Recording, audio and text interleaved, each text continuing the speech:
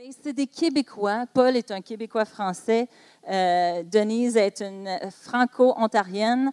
Et c'est des gens de Las Vegas qui sont partis là-bas et qui marchent avec le royaume de Dieu, marchent avec la puissance de Dieu, marchent dans le prophétique, marchent avec un amour qui se déverse pas juste sur leur ville, mais sur les nations. Et au moment qu'on a été connectés avec eux, on a vu un shift dans notre vie spirituelle. On a été impactés par leur générosité, leur amour. Je me rappelle la première fois que je suis rentrée dans l'église de ICLV, on venait d'arriver.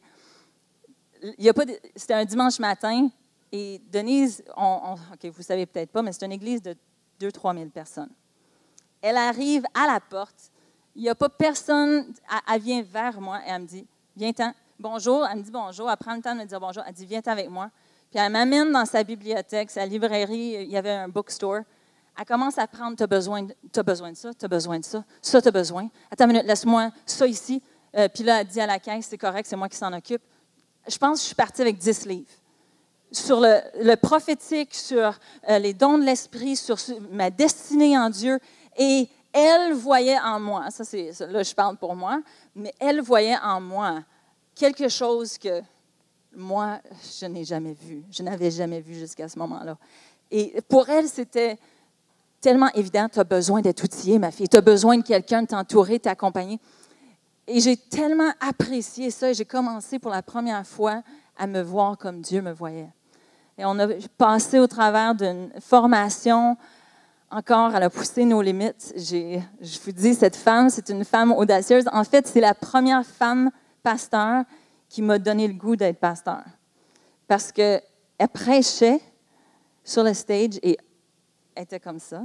Des fois, vous me voyez comme ça, mais je prends ça d'elle, OK? Fait que, elle était comme ça, puis elle prêchait et le stage était un peu plus haut. Puis là, elle dit, non, attendez une minute. Elle saute en bas du stage et elle se met à prêcher. Là. Puis j'ai dit, OK, si une femme pasteur d'une église de 2-3 000 personnes peut faire ça et avoir autant de plaisir et être libre et aimer Dieu de cette façon-là, pas se laisser accabler par les fardeaux de tout le monde, puis tu sais, le rôle que j'avais vu, bien, OK, I can do that too. Moi, c'est ça, ce genre de leadership-là, je veux. Et je veux juste qu'on puisse accueillir Denise. Je sais, ça a été un peu long, mais je voulais vous mettre un contexte. Elle est une femme de Dieu incroyable. Elle est un prophète. Elle est une amie précieuse.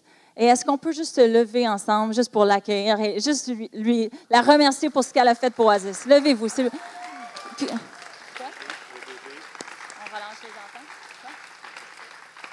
Puis je veux juste relâcher les enfants de 2e année jusqu'en bas. Si tu es en 3e année, tu restes avec maman, vous allez voir, ça va être bon. Oh là là! J'ai tellement fait de choses, apparemment, que je ne me rappelle même pas de la moitié de ces choses. J'espère que je peux être à la mesure de ton introduction ce matin. Merci. Est-ce que vous aimez Pasteur Joël et Pasteur Anna? Là, je dirais peut-être que c'est devenu l'apôtre Joël et la prophète Anna. Là j'ai peut-être pilé sur des orteils, mais c'est pas grave. Moi, je fais ça, puis là, je m'en vais. Alors, c'est ce que je vois. Vous êtes devenu une église locale qui va avoir un impact régional. Vous êtes devenu une église, un feu dans cette région ici, qui a maintenant élargi. OK? Et là, j'ai vu, vous savez, la parole que je crois, je ne me rappelle pas lequel des prophètes a dit, « Sois le mur de feu autour de moi, du Québec, Seigneur, sois le mur de feu et que ta gloire trouve résidence dans le milieu de ce cercle de sa présence. » Je vois que la présence de Dieu, elle est ici. Vous savez, la présence de Dieu, ça ne s'en va pas tout de suite, là, comme ça. Là. Une semaine avant qu'on fasse notre, je ne sais pas combien, je pense que c'est 21, ça fait 21 ans qu'on a une conférence du Saint-Esprit. à tous les mois de juillet, à la fin du mois de juillet. Le dernier dimanche, et de dimanche à mercredi, on appelle ça une conférence du Saint-Esprit. Et une semaine avant cette conférence, on a fait une réunion de prière, ou plutôt de la louange et de la prière et des déclarations, la prophétie, tout ça, pour 24 heures, sans arrêt. C'était le fun. La présence de Dieu était tellement là. C'était pas difficile. Il y en a qui ont emporté leur sac de couchage et tout ça, ils ont couché. Et ceux qui faisaient la louange, c'est pas comme si on a beaucoup de directeurs de louange, de pasteurs de louange. On n'en a pas tellement. Mais eux, le couple qui était avec nous, là, qui sont avec nous, ils ont décidé, quand il n'y a pas quelqu'un, c'est nous qui va être au piano et qui va faire la louange. Alors, ils ont fait presque toute la soirée, à part de quelques heures que Michael est venu. Alors, on a vu la différence. Et là, j'ai vu une transition qui a pris place. Vous voulez impacter la province de Québec? Ils ont bien commencé avec le GU et la prière et tout ça, et des conférences. Mais l'Église locale, c'est à votre tour maintenant. C'est à votre tour, toute l'Église, les gens dans l'Église, les filles et les fils du Seigneur, de gouverner l'atmosphère dans la province du Québec. C'est pour ça qu'ils ont été, ordonnés, commissionnés. Voyons, pourquoi on ne trouve pas nos propres mots, nous les francophones? Pourquoi qu'on n'a pas nos propres chansons, nous les francophones? Partout où je vais, en Afrique, en France, en Suisse, ici, on copie et on a des traductions des chansons qui viennent des États-Unis. Ça doit changer. Ça doit changer. C'est à travers la prière et de demander au Seigneur. J'ai vu un shift, j'ai vu une transition durant ces 24 heures et j'ai ressenti que le Seigneur a dit, je suis ici pour y habiter. Je ne vais pas juste visiter. Il est temps que l'on désire que Dieu habite parmi nous, que son onction est là, où on est, qu'on soit dans l'Église, qu'on soit à la maison, qu'on soit aux États-Unis, qu'on soit en France, on a une atmosphère que l'on transporte. Et quand les gens viennent dans notre sphère de la présence de Dieu, et c'est comme on déborde de son amour, et là, ils sont transformés. Mais c'est quoi cette histoire? Dans 1 Samuel, je crois. 1 Samuel, chapitre 19. Vous vous rappelez quand Saul voulait tuer David? Et là, son fils l'a convaincu de ne pas le poursuivre comme ça. Mais là, il ne pouvait pas s'empêcher de vouloir le tuer. Alors là, il envoie un groupe d'hommes pour aller à Ramah et une autre ville. Et ça s'appelle la montagne. La montagne, là-bas, la montagne, là où est David. Et je veux que tuez-le ou ramenez-le-moi. Alors, ils vont là et David était avec Samuel, le prophète. Et ce qu'il faisait, c'est qu'il prophétisait à Ramah et dans cette ville. Il prophétisait. Il apportait la voix de Dieu, l'atmosphère du ciel sur la terre. Et aussitôt que ces hommes qui venaient de Saul, aussitôt qu'ils sont venus tout près d'eux, et aussitôt qu'ils sont rentrés dans l'atmosphère que Samuel et ses prophètes gouvernaient, ils ont commencé à prophétiser. Là, Saul, le roi, a entendu parler de ça. Alors, il envoie un deuxième groupe. Aussitôt qu'il rentre dans la sphère de la présence de Dieu, de la voix de Dieu qui change tout, il commence à prophétiser. Wow. Là, il a entendu la même chose. Alors, il envoie un troisième groupe. Il commence à prophétiser. Wow! Mais là, le roi, il dit, moi, j'y vais moi-même. Même le roi qui avait à cœur de tuer David. Aussitôt qu'il est entré dans cette sphère, il a commencé à prophétiser et même qu'il a enlevé son linge. Il était émotionnel. Dites avec moi, émotionnel. Le Seigneur va vous toucher. Quand il vous touche, on peut avoir des émotions. Dieu a des émotions. Vous savez, quand les 12 espions ont été envoyés, parce qu'ils voulaient aller, c'est Dieu, ce n'était pas son désir, il voulait qu'il le croie, qu'il allait posséder. Je suis déjà allé devant vous, je vais vous donner tout ce que vous avez besoin, mais non, il voulait voir. Et là, à cause de cela, 10 n'ont pas cru qu'ils pouvaient posséder la terre et tout ça. Mais les 2, oui, ils ont cru. Et là, ils se sont enlevés. Et là, ils ont commencé à s'écrier au Seigneur. Quand c'est quelque chose d'important, il y avait des émotions. Même que Dieu, il a dit, le peuple voulait tuer Caleb et Josué. Vous vous rappelez? Il voulait les tuer parce qu'il croyait qu'il pouvait posséder la terre. C'est quoi l'affaire? Alors Dieu a intervenu. Wow! Et il était fâché. C'est une émotion, ça. Il était fâché. Pourquoi? Parce qu'il a dit, qu'est-ce que je dois faire pour que Israël me croie? J'ai séparé les eaux. J'ai fait toutes sortes de miracles. Il ne me croit pas. Wow! Nous sommes appelés à transporter et à être la lumière et à transporter la présence de Dieu pour que sa présence sur nous, en nous, sur nous, impacte ceux qui sont autour de nous. C'est comme ça qu'on va impacter les nations. Les nations ne peuvent pas nous impacter, à moins que ce soit une nation qui a le cœur de Dieu. On a tellement de puissance à l'intérieur de nous. Et là, je veux tourner à mon vrai message, vient de... J'ai beaucoup à dire et très peu de temps pour le faire. Alors, je vais commencer tout de suite, OK? Alors, là, on voit ça avec Élisée. Mais Élisée et Élie sont très importants pour nous à ICLV. OK, ça fait 26 ans qu'on est là. On avait 3 enfants quand on est arrivé. Maintenant, on en a 5 parce qu'on a adopté deux jeunes garçons à leur âge de 16 ans et du Rwanda. Un était 7 pieds et l'autre était 6 pieds 8, je crois. Un est retourné au Rwanda, mais l'autre, il est encore avec nous, mais il ne demeure pas chez moi. Il va avoir 30 ans l'année prochaine, au mois de janvier.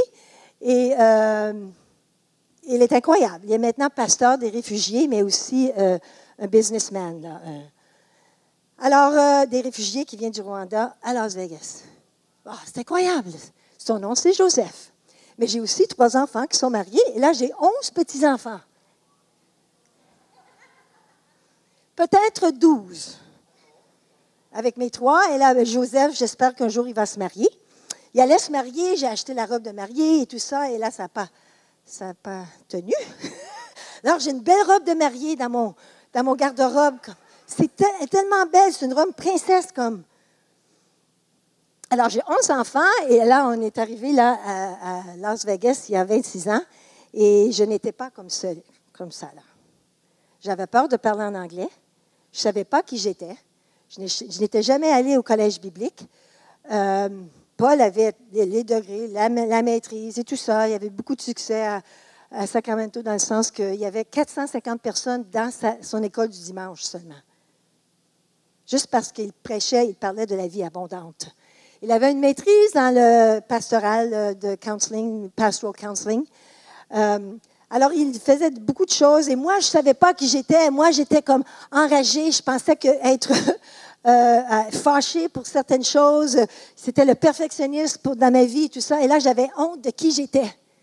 Je ne pensais pas que Dieu pouvait m'utiliser parce que je ne savais pas qui j'étais, parce que je n'avais pas de degré, parce que j'étais francophone et j'étais aux États-Unis, mais je connaissais l'anglais parce que quand tu es franco-ontarienne, tu dois apprendre l'anglais à partir de la première année. Ce n'est pas une maladie être franco-ontarienne.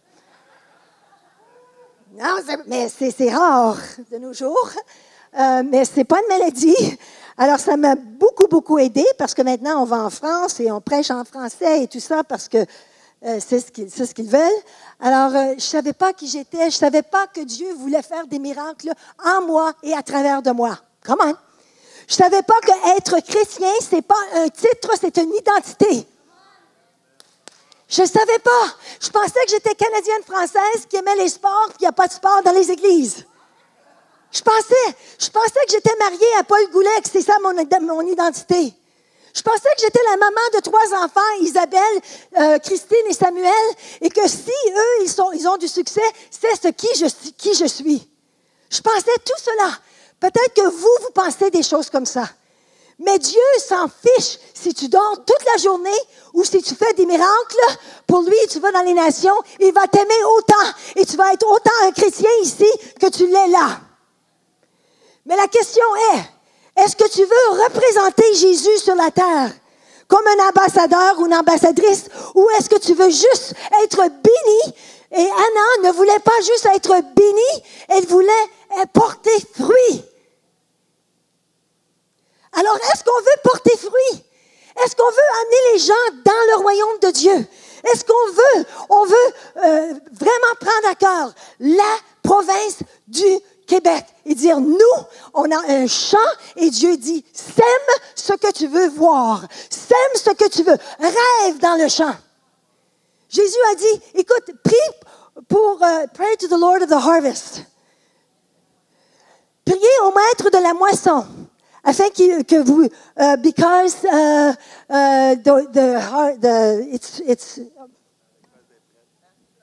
parce que la récolte, elle est prête. Et les laboureurs, il n'y en a pas beaucoup. Hein? Alors Dieu dit, prie pour qu'on envoie des gens dans le champ. Allez semer, allez chercher votre récolte. Alors, moi, j'ai découvert j'ai été remplie du Saint-Esprit pour vrai.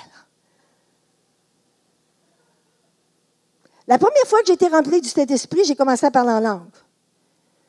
Mais ça fait 37 ans.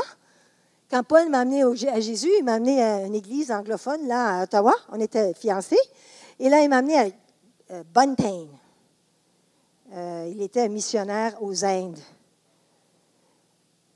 C'est quoi son premier nom? Je ne me rappelle pas. Mark Buntain. En même temps que la mère Teresa et tout ça, et lui, il a fait des choses incroyables en ça. Mais il parlait comme ça. Et il prêchait comme ça, là. Et là, moi, je venais d'un catholique. J'étais une bonne catholique, mais je venais d'une église très, très tranquille. C'était tranquille, là. Non, mais j'avais été à Catherine Coleman. Quand j'étais en 6e année, ma mère a été guérie. Alors, c'est ça. Il y a eu une semence dans ma vie. Ma mère a été guérie dans l'hôpital à Ottawa pendant que mon oncle et ma tante sont allés prier pour elle à Pittsburgh. Catherine Coleman a impacté ma famille. Ma mère est encore vivante. Elle va avoir 83 ans cette semaine. Elle est presque morte, je crois, 10 fois dans sa vie. Alors là, Dieu veut faire des miracles en nous. Qu'est-ce que je disais avant d'aller là? Ouais. Mark Buntain, et une passion pour le Saint-Esprit. Il priait en langue pendant des heures et des heures. Pourquoi? Prier en langue, on parle des merveilles de Dieu, que on ne connaît pas encore. Et quand on prie en langue, il y a quelque chose qui se passe. C'est comme il y a une communication entre notre esprit et l'Esprit Saint. Et c'est comme ça que j'ai été baptisée la première fois dans le Saint-Esprit. Mais ce n'est pas la seule chose qui se passe quand on est rempli du Saint-Esprit. Alors, j'ai été remplie du Saint-Esprit, gloire à Dieu, parce que je ne pourrais pas faire ce que je fais. Je n'aurais pas pu vivre à Las Vegas pendant 26 ans sans faire j'ai jamais fait de gambling. Jamais. Pas un sou. Pas un. Mais ce n'est pas juste ça qui montre que j'ai réussi. Non, c'est que j'ai aucun désir de participer dans l'atmosphère qui est à Las Vegas. J'ai le désir d'impacter l'atmosphère avec l'amour de Dieu à Las Vegas. Le maire, le gouverneur, dans l'État, on veut fermer les 21 bordels qui sont là. On fait toutes sortes de choses. Mais ça vient de l'amour de Dieu qui grandit et que je sais que je ne suis pas sur cette terre juste pour être béni, mais je veux porter fruit. Combien d'entre vous voulez porter fruit? Alors, il faut vivre une vie surnaturelle dans le naturel. Ah, dites avec moi. Surnaturel dans le naturel. le contraire de ce qu'on vit dans le moment. La plupart de nous, on vit dans le naturel avec un peu de surnaturel. Nous devons désirer de marcher dans le surnaturel et que le naturel est impacté par notre surnaturel. Comme ça, quand il y a toutes sortes de dégâts ou des tragédies qui se passent autour de vous et dans votre vie, le surnaturel, la présence de Dieu va impacter la façon que vous réagissez, que vous progressez dans toutes sortes de situations qui sont très difficiles. J'ai appris quelque chose avant d'aller là-dedans. J'ai appris quelque chose à propos de la présence de Dieu. Alors, je suis allée à la salle de bain et j'ai vu présence. C'est important pour vous. Parce que vous êtes ici et là, vous êtes mais là où vous êtes, la présence de Dieu est là. Alors, j'ai appris cela. J'ai eu un rêve, il y a à peu près 4-5 ans, peut-être 6 ans.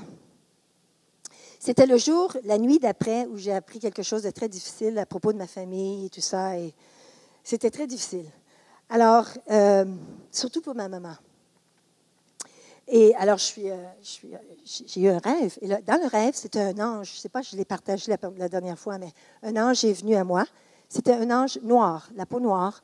Il avait les yeux verts, et très beaux. J'ai dit, « Ah, tu es un ange. » Et j'ai mis ma main comme ça sur son visage. Il a dit, « Mm-hmm. » Et en anglais, il a dit, « Unto you a mountain is born. » Alors, sur toi, comment on dit ça en français, hein? Une montagne est née. Alors, je me suis réveillée parce que Paul, on était ici à Montréal, dans un hôtel, et Paul sortait de la chambre. Moi, je ne dors jamais plus longtemps que 4 heures ou 5 heures du matin. Il était 8 heures du matin. Et il a ouvert la porte et ça a fait « et ça m'a réveillée. Et là, je dis « Oh non, je veux savoir quelle montagne! » C'était un vrai rêve, ça. Là. Je ne rêve pas beaucoup, hein? Oui, je rêve beaucoup, mais je ne me rappelle pas. Alors, j'ai à peu près 7 à 10 rêves que je sais que c'est Dieu qui me parlait. Là. Alors, j'ai dit « Seigneur, qu'est-ce que tu me dis? » Alors, il m'a amené à Exode, je crois, je ne me rappelle pas quelle, mais c'est la montagne de sa présence. Il dit, là, tu vas trouver ton héritage, la montagne de sa présence et tout ça. Et là, il m'a dit, viens dans ma présence, viens sur la montagne et de là, tu vis ta vie. Alors, j'ai appris quelque chose de la montagne et le berger et sa présence. Le berger, qui est Jésus, comme Jésus, il représente Jésus, il monte la montagne et il enlève toutes les plantes qui sont de poison, toutes les plantes qui pourraient tuer les brebis qui vont manger tout. Parce que le berger monte et les brebis montent. Alors, le berger prépare la voie pour les brebis, mais il n'enlève pas tout. Juste ceux qui vont, les plantes qui sont de poison. Et là, les brebis suivent, mais le serpent et les couleuvres suivent aussi. Et là, tout d'un coup, il y a ce qu'on appelle en anglais a snake line, une ligne de couleuvre. Assez près quand même du sommet, mais pas tout à fait au sommet. Et là, une fois que la couleuvre frappe cette ligne, elle ne peut pas continuer sans mourir. Parce que l'atmosphère va tuer la couleuvre. La couleuvre ne peut pas prendre, le serpent ne peut pas prendre cette atmosphère trop haute.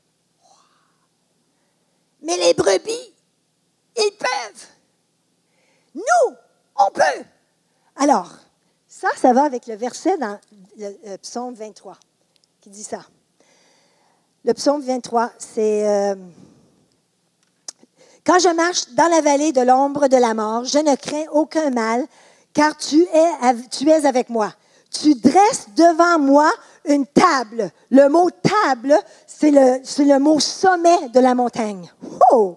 Tu dresses devant moi une table au sommet, là, en face de nos adversaires.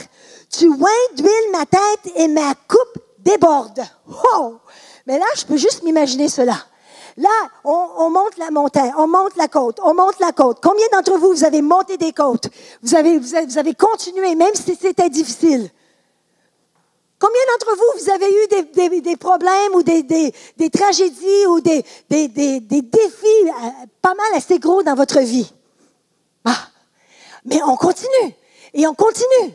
Et dans la présence de notre ennemi, le Seigneur, il nous prépare une table. Alors, je peux juste m'imaginer, parce que si on va plus haut, plus intime, plus près, plus dépendant du Seigneur, plus il est avec nous, plus on est vraiment en partenariat avec le Saint-Esprit, plus on obéit ce qu'il dit, plus on est saint, on est unis, on est la lumière, plus on le connaît, plus...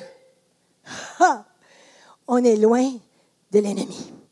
Je peux juste m'imaginer que toutes les couleuvres, s'ils pouvaient se lever debout, ou à cette ligne de couleuvres ou à cette ligne de serpents, qui sont tous là à te regarder, à faire communion avec Jésus sur le sommet de la montagne de sa présence. Come on! Quand vous êtes près de Jésus, comme on retrouve le repos en lui, avec la présence du Saint-Esprit qui est en nous, et on lui fait confiance avec les choses les plus difficiles de notre vie, là, Dieu nous révèle l'atmosphère, nous donne, nous oint, il nous donne tout ce qu'on a besoin, même la paix, même la prospérité. Il n'y a rien qui peut se passer autour de nous qui va nous détruire parce que nous sommes hors de danger dans sa présence. Wow! C'est puissant, ça. Je vous dis, parce que ce que le Seigneur veut, c'est qu'on marche comme si on était au ciel, mais on l'amène sur la terre. C'est la seule réponse à tous les problèmes que l'on a aux États-Unis. Mes frères, ils discutaient toutes sortes de choses. Je suis venue voir ma famille, ils viennent d'Orléans. Et là, hier, il y avait une grosse réunion, mais nous, on est 71. Avec le bébé qui s'en vient au mois de septembre, sous mes parents, 71. Mes parents, alors 69. Enfants, petits-enfants, arrière-petits-enfants. C'est beaucoup, hein? Moi, j'avais 50 cousins d'un côté de la famille de ma mère. Juste sur un côté. Alors là, il y a des centaines de personnes, je ne les connais même pas tous. Je ne connais pas tous, mais je suis la seule qui demeure à Las Vegas, c'est sûr. Je suis la seule qui est dans le ministère comme je le suis. Dans toutes ces centaines. Quand Chris Vallotton et Bill Johnson sont venus, ils nous ont commissioned, dans l'esprit vraiment, Paul étant prophète et moi, Paul étant apôtre et moi prophète, c'est comme un partenariat. Bill Johnson m'a dit ça. Apparemment qu'il ne fait pas beaucoup de prophéties comme ça, mais à moins qu'il soit certain. Il a dit, Denise, je vois qu'il y a 4 générations qui étaient supposées d'être prophètes, de vraiment étaient appelés à ce que tu es appelé de faire et d'être, mais ils ne pouvaient pas le faire à Orléans ou à Bourgette ou là en Ontario. Alors, il t'a mis à Las Vegas pour que toi, tu puisses marcher dans ton destin. Je dis, wow! Tous les vices que mes deux côtés de la famille ont, la pornographie, l'immoralité sexuelle, l'alcoolisme. Mon frère vient de mourir. Il était un accro. Il s'est suicidé il y a 1 an, le 5 juillet. Alors, tout cela, j'ai dû avoir autorité là, à Las Vegas.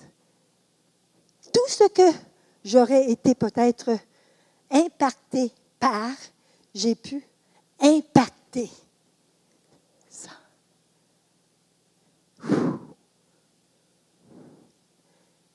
Pensez à ça. Dieu veut vous donner révélation surnaturelle, même si les choses ne vont pas bien. Dieu m'a montré ma mère qui a trouvé mon frère, ma soeur et ma mère ont trouvé mon frère mort là, dans son appartement. Et immédiatement, ma mère, c'est sûr qu'elle a essayé elle avait 82 ans. C'est sûr qu'elle avait essayé de le ramener, mais tout d'un coup, elle a dit, j'ai ressenti une paix. tout d'un coup, tout de suite, immédiatement, le Seigneur m'a dit, j'ai envoyé un ange à l'avance pour préparer la chambre, la salle de bain, afin que ta mère, ta sœur et ton beau-frère ressentent ma présence.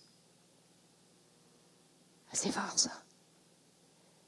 C'est fort.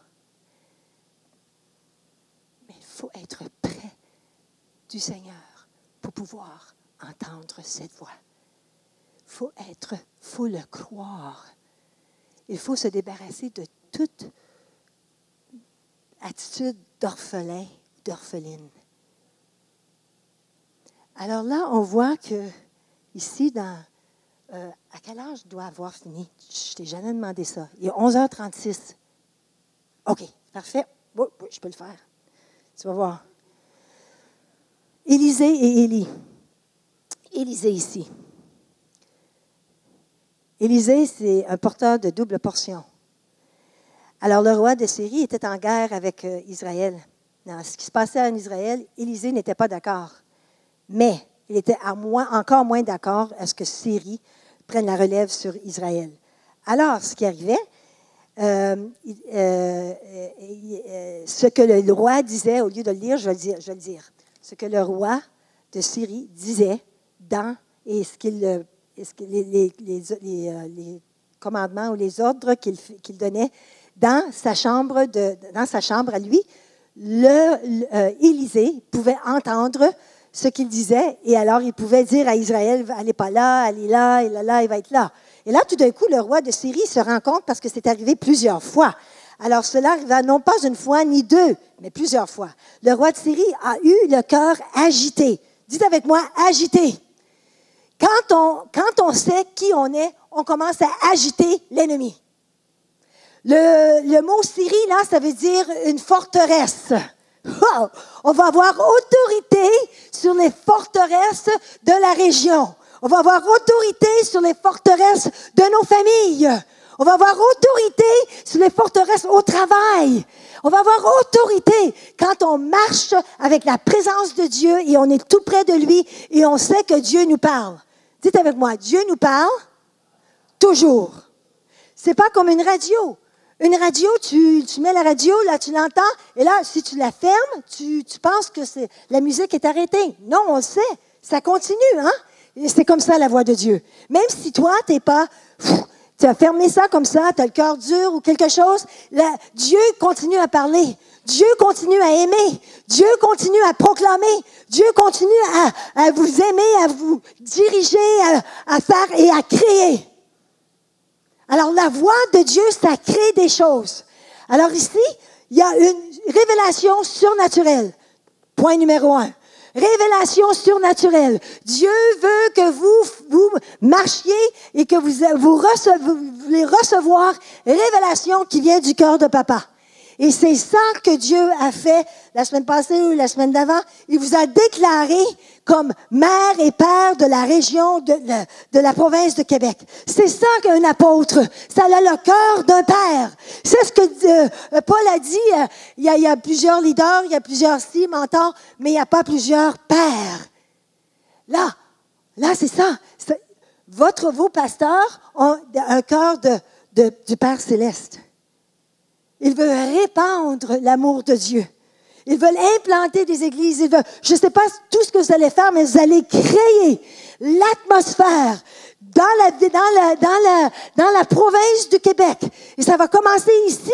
Et là, ça a déjà commencé. Et ça va se répandre. Vous comprenez? Ils vont créer. Ils vont changer l'atmosphère, transformer l'atmosphère avec votre aide. Ça, c'est la famille de Dieu. Et combien d'entre vous voulez avoir un impact dans la province du Québec avec tous les autres pasteurs et les autres apôtres qu'il y a? C'est ce que Dieu fait. Soyez saints, soyez unis. Ah, ça, c'est pas facile juste là. Soyez unis et soyez la lumière. Et apprenons à célébrer les autres.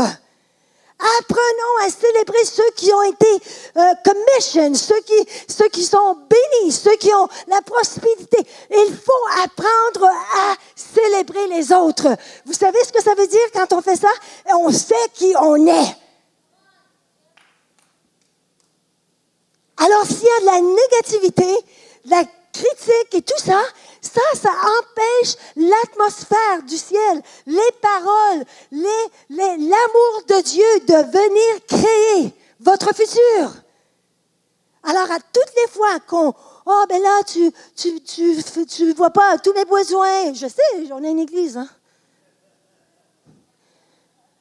Pourquoi ça? Pourquoi ça? Pour qui qu'elle se prend? Papa. Ça, là, ça, c'est des paroles de religieux. Des paroles de politique. C'est des paroles négatives qui ne créent pas l'atmosphère du ciel. Au fait, c'est le contraire. Alors moi, je déclare que vous allez développer votre potentiel divin ici, dans la province de Québec. La province de Québec, je la vois en feu.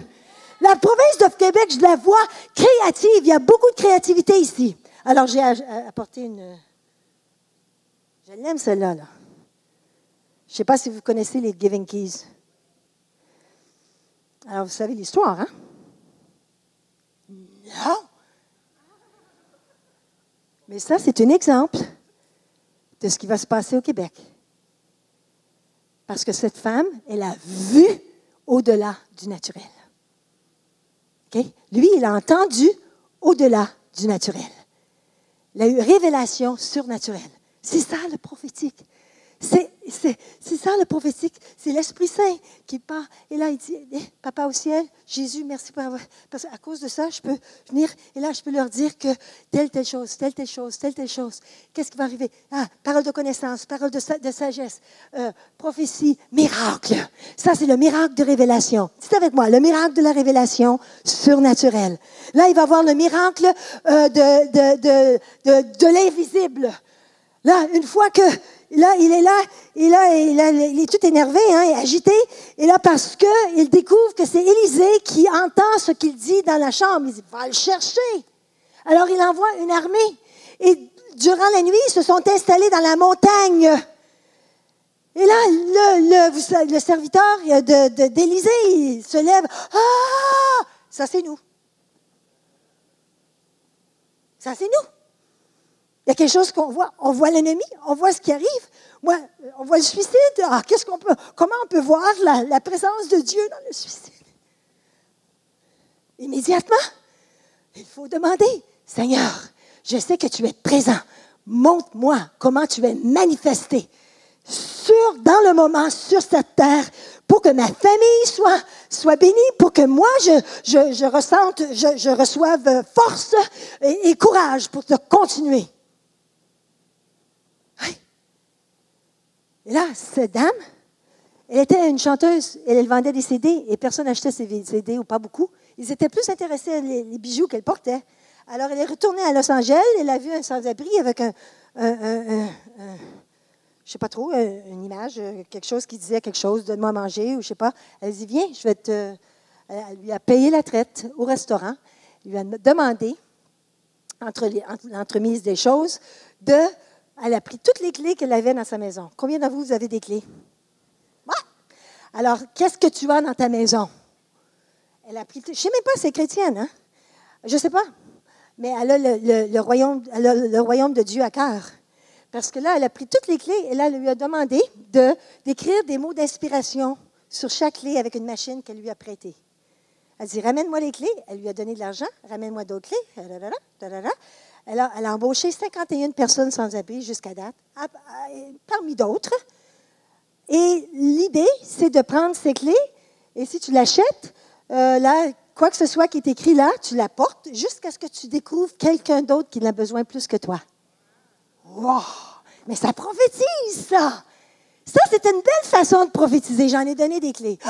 J'ai donné des clés noires, des clés blanches, des clés dorées, des clés des grandes chaînes, des petites chaînes. J'en ai donné mes préférées aussi. Ça, c'est une de mes préférées. C'est toujours un sacrifice de donner la clé que tu aimes. Alors, Anna, je veux donner celle-là. Parce que ça dit create. C'est pas en français, mais tu parles bien anglais, toi. Mais ça c'est un signe, c'est une parole, c'est un geste prophétique, parce qu'il va y avoir tellement de créativité ici, là, vous n'allez pas pouvoir le contenir. Non, non, je vous dis là. Je vous dis. Alors, je mets ça sur toi. Il n'y a pas de cérémonie, rien de ça. Mais je mets ça sur toi. Et je prie pour une double portion de l'onction pour les nations. Une double portion. Tu as 2 clés là. Quelle est l'autre clé? Ah non, je pensais que c'était toi qui avais la clé. C'est ta fille.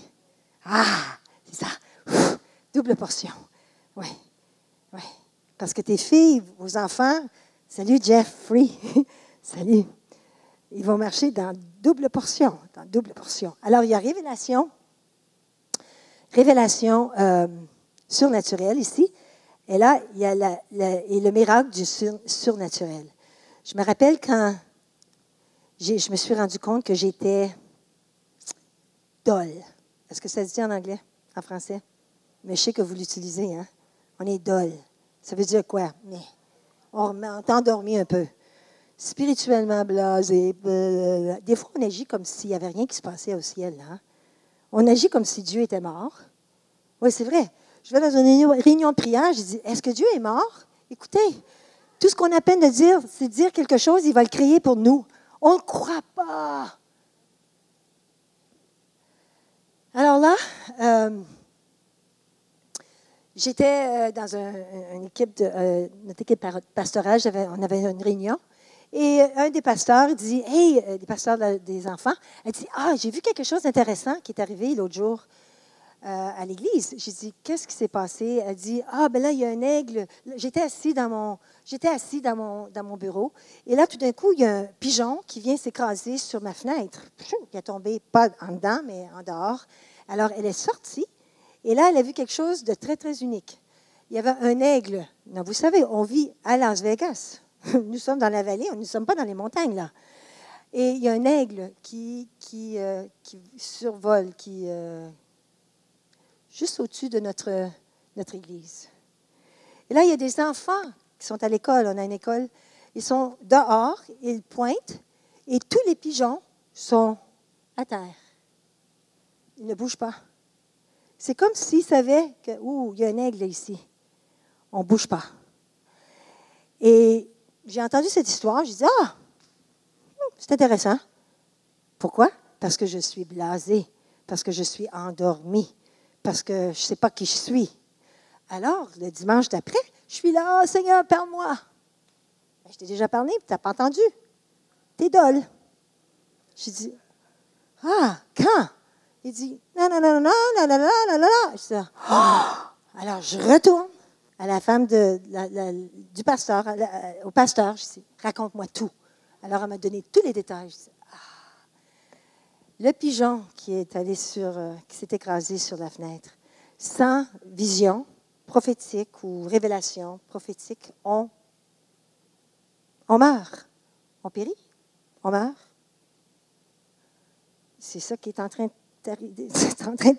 t'arriver, Denise. Si tu n'as pas une vision, tu vas mourir. Il y a quelque chose qui va mourir, là. Je dis, wow! L'aigle, ça représente le prophète. Symboliquement, c'est le prophète. Et Dieu m'a dit, il faut, comme Moïse a fait, que tu te tournes vers le phénomène, quelque chose. Il faut que tu sois comme un espion dans le royaume de Dieu. Il faut espionner, il faut demander des questions, il faut chercher la voix de Dieu. Il faut voir où il nous parle, à part dans sa parole, mais à travers sa parole. Il veut nous parler, mais il faut qu'on se tourne vers la voix de Dieu. Il faut qu'on se tourne vers le buisson qui est en feu, mais qui n'est pas consumé. Il faut qu'on se tourne, il faut qu'on dise, qu'est-ce que tu nous dis, Seigneur? Il dit, je veux download, je veux vous amener révélation de ma présence comme jamais, parce que j'ai des choses que je veux que vous fassiez dans l'Église, mais pas juste dans l'Église, dans la ville de Las Vegas. J'ai des choses que vous, dans les nations, il faut que vous receviez révélation fraîche et surnaturelle, que tu ne peux pas voir dans le naturel. C'est pour ça que Dieu veut ouvrir vos yeux ce matin. Il veut ouvrir vos yeux, les yeux de votre esprit. Ce que Anna disait, je vois ça, c'est parce qu'elle voit dans l'invisible. Et qu'est-ce que Dieu a donné comme cadeau à ce serviteur quand il a ouvert ses yeux, il a donné sa présence. Oh, la présence de son feu. La présence de sa sainteté, de sa bonté, c'est sa présence qui protégeait ce qu'il dit là, ce qu'on dit là, qui protégeait Élisée. Wow! Il n'en était pas question qu'après avoir utilisé Élisée pour envisager cette forteresse, il n'en était pas question que Dieu était pour le laisser mourir là, comme ça, là, se faire attaquer par l'ennemi. Alors là, il a dit, OK, maintenant que mon serviteur vient tout juste d'être délivré, je veux que tu donnes ça à mon ennemi. Dieu a dit dans Deutéronome, il dit, je suis allé devant vous comme un feu pour aller chercher votre ennemi et vous l'amener juste devant vous, là, le délivrer devant vous, afin que vous puissiez le chasser hors de votre vie. C'est à nous de chasser l'ennemi. Mais on a besoin des miracles. Il faut vivre une vie de miracles. Cette révélation qu'il recevait, c'était un miracle. Dites avec moi, c'est un miracle. Dis à quelqu'un, nous sommes des miracles. Come on, nous sommes des miracles. Vous ne me croyez pas. Je le vois que vous ne me croyez pas. Okay. Alors là, il y a eu stratégie. Ils sont devenus aveugles. Ils sont dépendants d'Élisée. Il faut qu'il écoute les commandes d'Élisée. Il dit, elle est là, il a menti, entre autres. Il les a emmenés là où il voulait les avoir. Et là, autorité. Alors ça, c'est le miracle d'autorité. On voit le miracle de révélation, le miracle de l'invisible, le miracle d'autorité. Alors, il ramène la vue de l'ennemi. Et là, au lieu de les tuer, il les aime. Ça, c'est fort, ça. Il aurait pu les tuer. Il les a nourris comme un banquet et il les a renvoyés chez eux. Ils n'ont jamais retouché Israël après ça.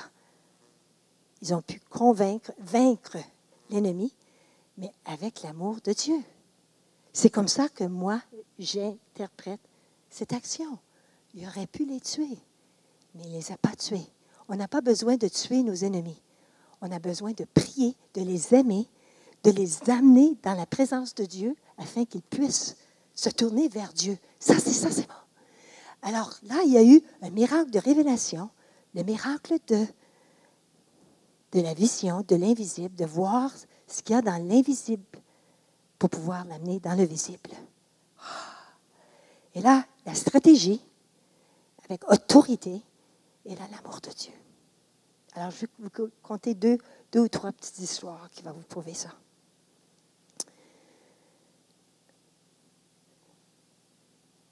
Aussitôt que mon frère est mort, qu'on l'a trouvé mort, et c'était très, très traumatisant pour toute la famille parce qu'on s'était tous réunis pour la célébration de mes parents, le 60e. J'ai reçu un texte de Sean Bowles, son épouse Sherry. Je ne sais pas si vous connaissez, c'est un prophète. Vous êtes amis avec eux. Je suis certaine qu'ils sont venus ici. J'ai reçu un texte d'eux quand ils ont vu sur le Facebook que mon frère était mort. Alors, Sherry a dit, je suis désolée d'entendre ça et tout ça. Et là, j'ai dit, moi, je veux voir mon frère au ciel. Parce que quand quelqu'un se suicide, et dans l'état où il était, je me fiche de ce que les gens disent, je veux savoir ce que Dieu dit à ce propos. Parce qu'il y a trop d'opinions. Il faut faire tellement attention dans une culture prophétique que l'on ne met pas notre opinion comme l'opinion de Dieu. Il faut faire ce que David a fait tellement souvent. Je consulte Dieu. Je veux savoir quelle est sa position envers cela. Pour les gens dans le gouvernement, pour tout ce qui se passe, il faut faire attention à ne pas donner notre opinion en premier. Il faut que ça vienne de la présence de Dieu. Non, mais je le dis encore, nos opinions ne valent pas grand-chose. Parce que souvent, elles sont ancrées dans les expériences qu'on a eues et ce n'est pas toujours des bonnes expériences. Alors, on peut former une opinion, mais je veux la former de la présence de Dieu, de la parole de Dieu. Je veux la former de là. OK? C'est très important dans une culture prophétique parce que ce qu'on fait, on vient contre la culture du royaume de Dieu. Si constamment, on donne nos opinions et de temps en temps, on relâche la voix de Dieu. Ça va nous piquer. OK? Alors, là, j'ai dit, je veux vraiment voir mon frère au ciel. Je veux que Dieu me montre mon frère au ciel. Je veux le confirmer. Alors, à ce moment, Sean a dit, en priant pour ta famille, Denise, et là, ça va.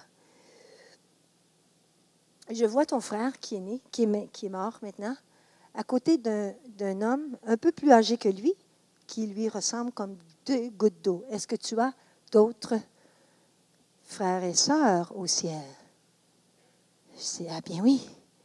Ma mère, quand j'avais 6 ans, elle a perdu un bébé à l'âge de 7 heures. C'était un petit garçon qui s'appelait Pierre. Il dit, il ressemble comme 2 gouttes d'eau à Marc. Mais vous savez, ma mère, elle est presque morte. Elle n'a même pas vu ce bébé. Il y a juste mon père qui a vu le bébé. Alors, il dit, est-ce que tu as une sœur au ciel qui s'appelle Hélène? Mais vous ne comprenez pas, je ne raconte pas cette histoire, moi. Je dis, oui. Il dit, j'ai dit, qu'est-ce qu'elle a? Dis-moi ce qu'elle ressemble. Il dit, elle a les cheveux courts comme ça, elle est un peu frisée ici, brun pâle, au blanc. Ah, c'est exactement comment elle était. Là, il dit, elle est très jeune, par exemple. Je dis, elle était handicapée. Elle est morte quand j'avais 16 ans et elle en avait 14 ans. Et elle n'a jamais dépassé l'âge de 8 mois à 12 mois. Elle est encore comme ça, mais elle est parfaite. Là, il dit, est-ce que tu as une tante ou quelqu'un que tu connais qui s'appelle Hélène, qui est une adulte, une femme? Ça, c'est ma tante. Ma petite sœur a été nommée Hélène à cause de cette tante qui est la sœur la plus jeune de ma maman qui est morte 3 ans plus tard, plus tôt, du cancer.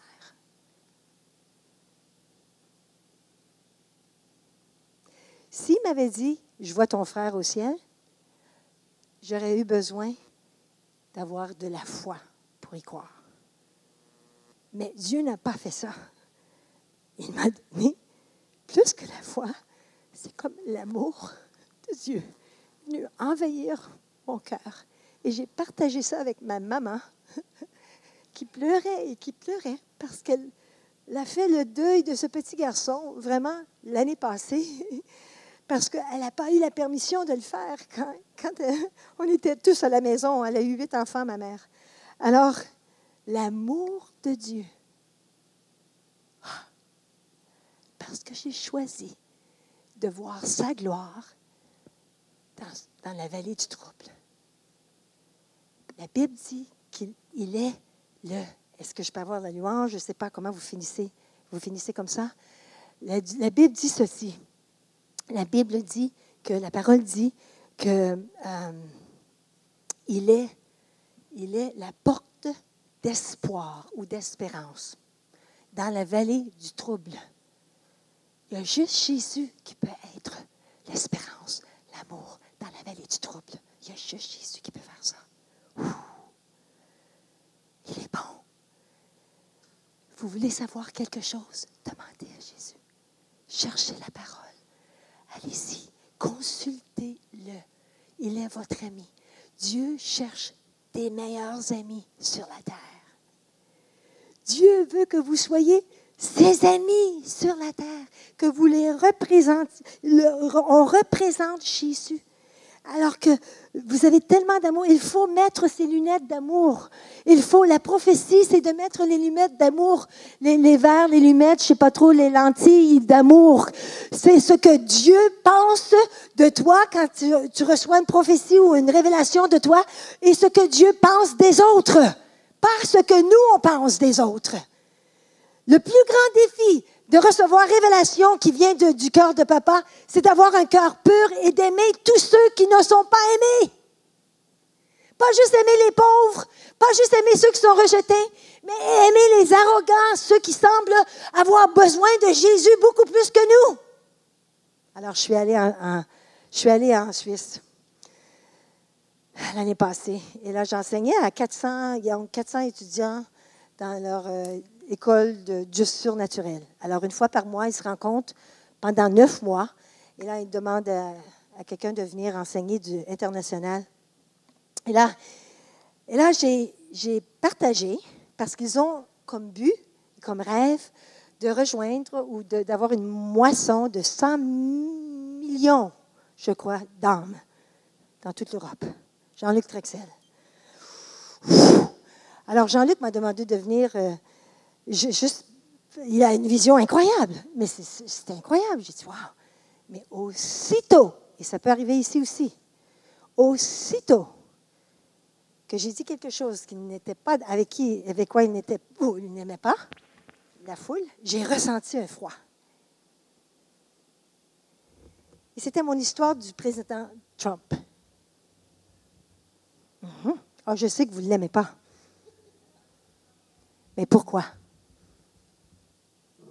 Pourquoi qu'on n'aime pas les présidents, les premiers ministres? Sean Bull est venu à moi et il a dit, la façon que Dieu me parle pour les nations et pour les premiers ministres et tout ça, il va faire la même chose avec toi, Denise. Parce qu'il cherche des gens qui sont capables d'aimer les premiers ministres et les présidents et les reines et les bons et les pas bons et ceux qu'on pense qui devraient être là et ceux qu'on pense qui ne devraient pas être là. Et là, tout d'un coup, je leur raconte l'histoire. Et on n'a pas jamais demandé à M. Trump, 1 semaine et demie avant et 3 semaines avant, de venir à CLV. Il est venu parce qu'il voulait venir. C'est la seule raison.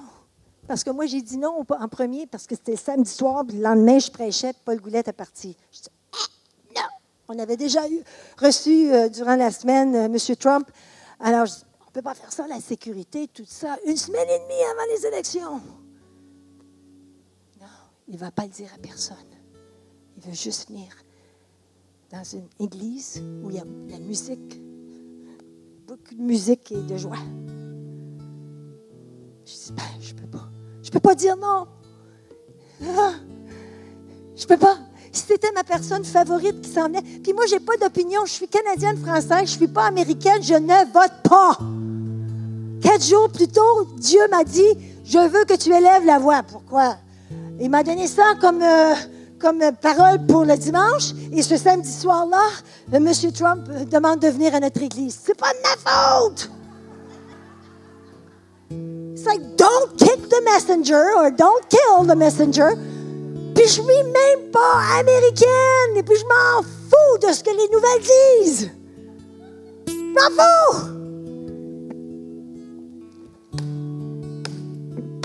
C'est ici. Ça, comme ça. Étalé. Seigneur, utilise ma vie. Qu'est-ce que tu dis? Qu'est-ce que tu veux que je fasse? Qu'est-ce que tu veux que je dise? Et aussitôt que j'ai su qu'il s'en venait à Las Vegas, à notre église, là, j'ai raccroché, je l'ai dit à 3 personnes seulement. Il n'y a personne qui l'a su jusqu'à 8h30 le lendemain.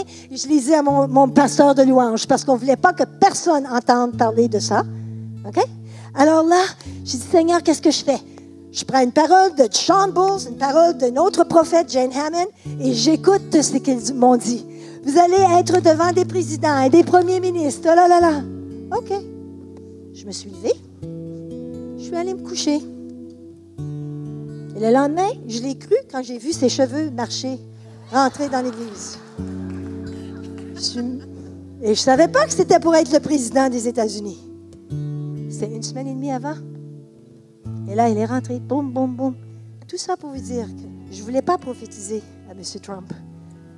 Mais Dieu m'a dit, durant la réunion, il m'a dit, je veux que tu lui dises ce que je pense de lui et ce que je vois dans lui et comment je l'aime. C'est ça, la prophétie. C'est facile de dire, il est comme ça, il est comme ça. On n'est pas prophétique, on est pathétique. Est-ce que Dieu aurait pu vous faire confiance avec M. Trump devant vous une semaine et demie avant?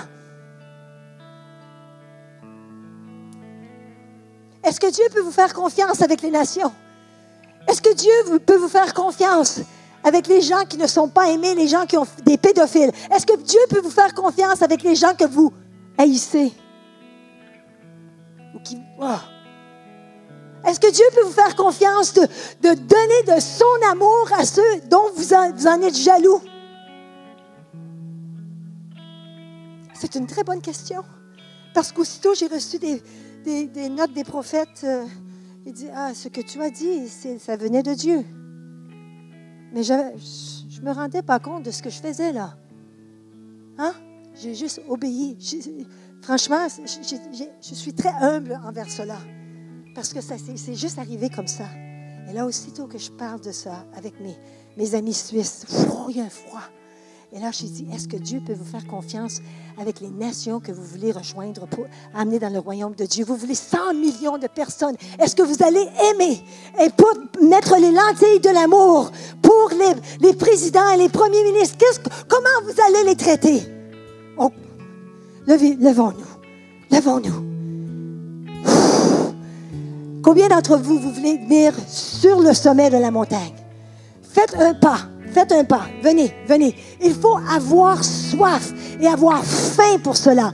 Plus que faim, il faut avoir soif. On peut vivre sur de l'eau, sur de l'eau seulement. On peut vivre sans nourriture pendant plusieurs années. Pas plusieurs années, plusieurs jours.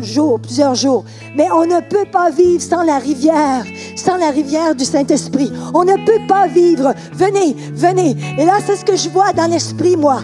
Il y a quelques années, j'ai vu Dieu, sa main.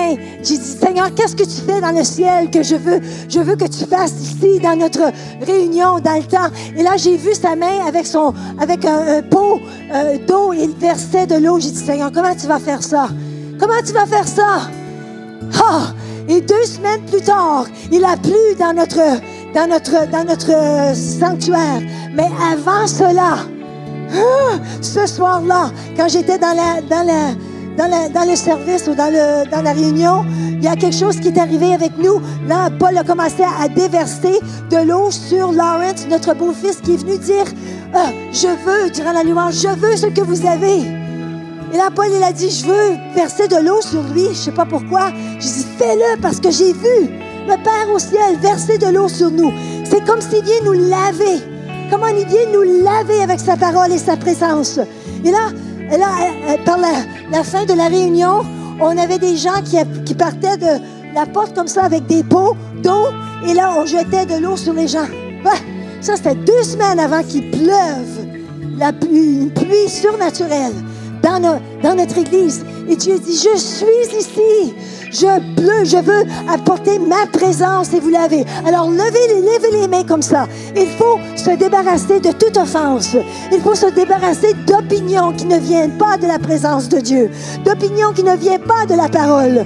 Il faut se débarrasser des choses dont nous avons été vexés. Oui, parce que l'ennemi veut vous vexer. L'ennemi veut que vous soyez enrobés de jalousie, enrobés d'un manque de foi.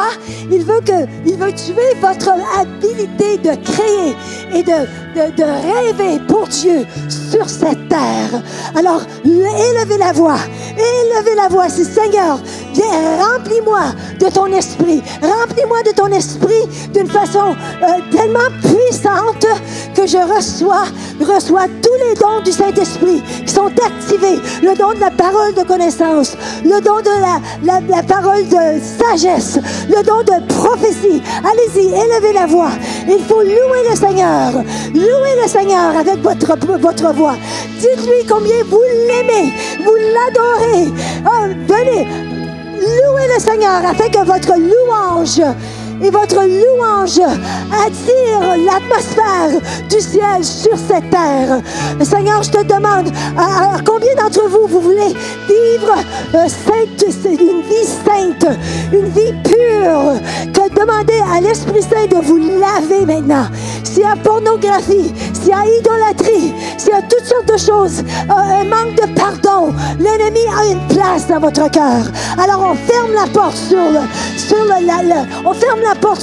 le manque de pardon. On ferme la porte sur la colère. On ferme la porte sur le jugement. On ferme la porte si on a jugé. Si vous avez jugé votre premier ministre, au lieu de prier pour lui, il faut non plus le juger. Ah, Seigneur, je te demande que la vérité entre dans nos cœurs avec des lentilles d'amour, des lentilles de son amour. Alors, mettez les lentilles d'amour comme ça. Faites-le prophétiquement, c'est symbolique. Mettez les lentilles d'amour. Et Seigneur, je veux voir les autres comme toi tu les vois. Seigneur, je veux aimer les autres comme toi tu aimes les autres.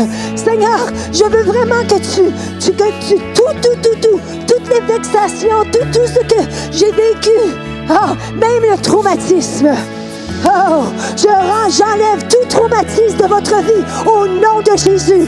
Là, ceux qui ont perdu des gens, ils ont perdu des enfants, ils ont été traumatisés avec des accidents ou des maladies ou toutes sortes de choses. Au nom de Jésus, que l'atmosphère du ciel vienne se reposer sur vous et qu'elle brise ces forteresses dans votre vie.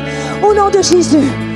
Vous savez, quand les disciples ont été traumatisés à cause de Jésus qui est mort devant eux, qui a été crucifié, c'est juste quand ils ont eu communion avec Jésus qu'ils ont reconnu qu'il était devant lui.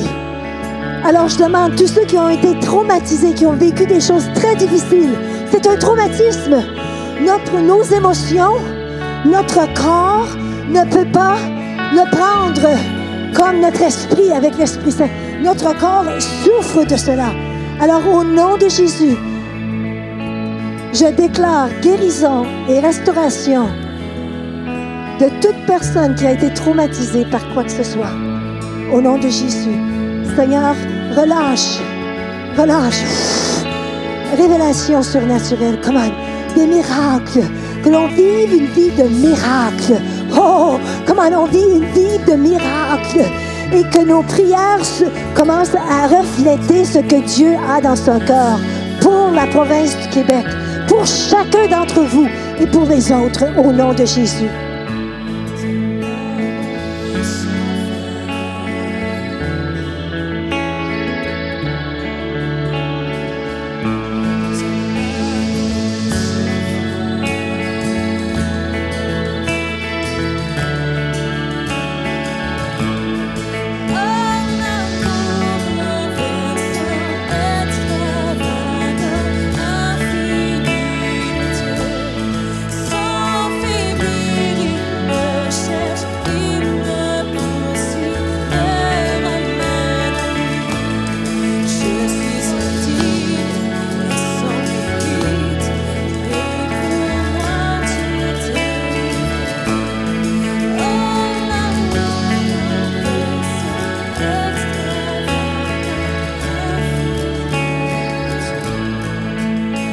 Alors, j'ai une idée et je veux l'essayer avec vous.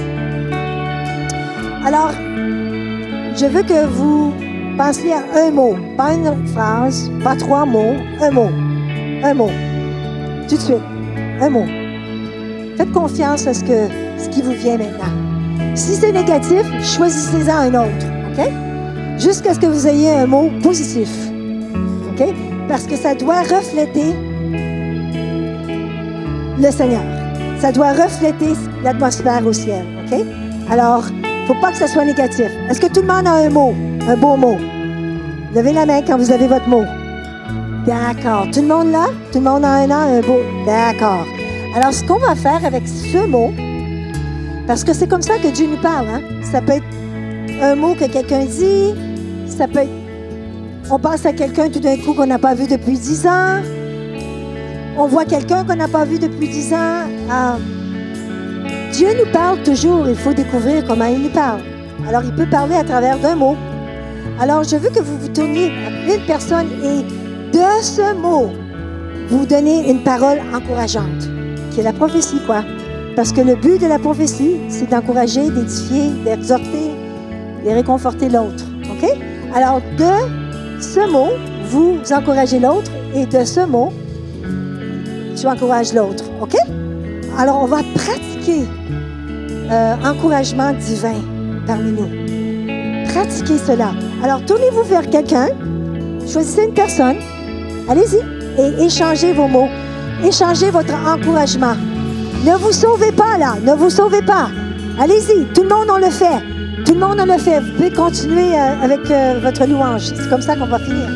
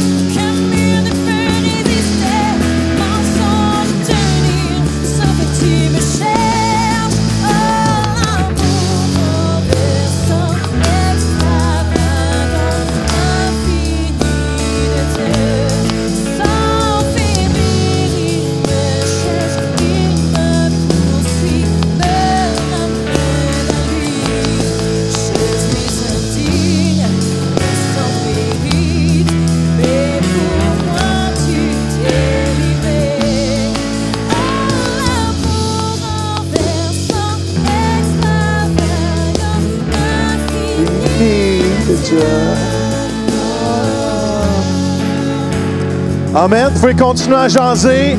Je vous relâche avec ça. Bon dimanche, on vous aime. Merci Denise. Est-ce qu'on peut remercier Denise ce matin? La semaine prochaine, on vous reçoit ici, 19 août, ça va être le feu encore, on continue. Et allez jaser dans le lobby. Si vous nous visitez, on veut apprendre à vous connaître ce matin. Venez me voir, ça me fait plaisir de vous rencontrer. Bonne semaine.